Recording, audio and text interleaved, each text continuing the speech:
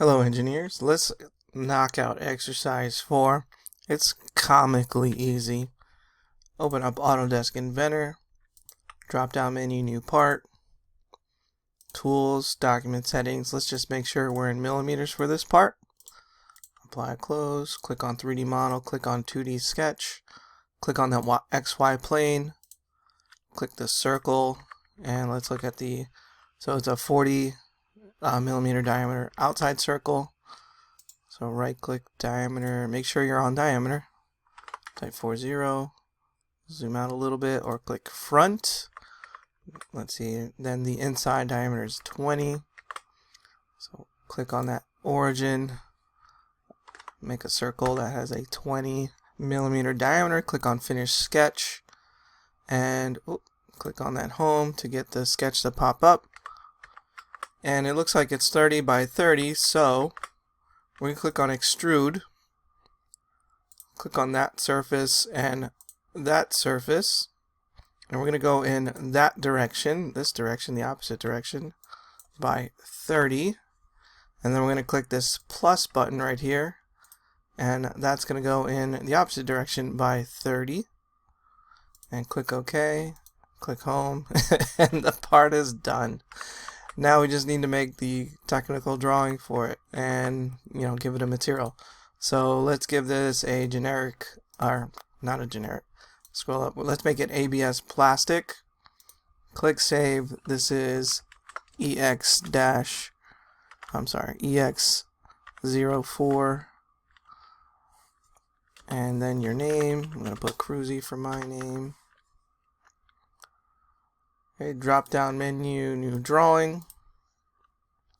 Again, right click sheet 1, edit sheet. What size should it be? The majority of our drawings are size what? Yeah. Delete the ANSI large text box. Click that plus drop down. Click the plus drop down on title block. Right click on ANSI A. Click on insert. Click base. And we're going to use the front is going to be actually the view cube. Let's do this like that. Let me see what the drawing looks like.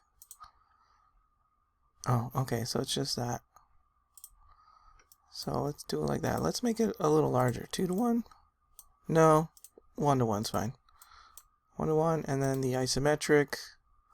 Click OK, move the isometric down, double click the isometric, click on the home view of that, and then click shaded.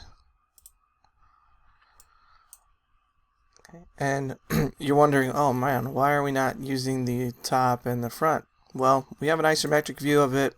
We're going to break the rules a little bit. We're going to click annotate, click dimension, click that top. Oh, that's not the dimension I want. Tools, document settings. I want my active standard to be in ANSI mm because the part was made using millimeters. Annotate, dimension. There we go. That's what we want. Let's look at the drawing here. Okay, so 30, and then this one. And then we need a centerline bisector. And what we're going to do is tap escape, escape. Once we have that, we're going to pull it down. So I'm grabbing the little green dot there. This drawing kind of not great. Not a great drawing. We need to clean it up. Hover over the numbers. Right click, edit dimension style. Uncheck trailing zeros. Click on text. Click on this drop down menu here. Click on inline horizontal. Click on the little pencil. Yes. Technic. For this one, let's make it a little bit larger text height. Save and close. That way, there we go. Let's move this out over here a little bit.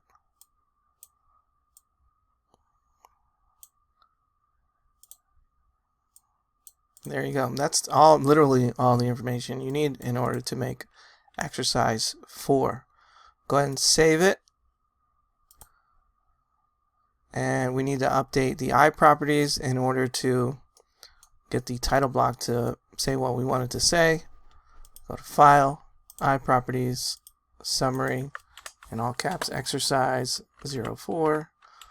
engineering, apply. Well, let's go to company. Let's make the company Kensington. Or how about Cruzy Engineering? Apply. There it is. Close. And there you have it. I'm going to save it one more time. And what do we do in order to get credit on this?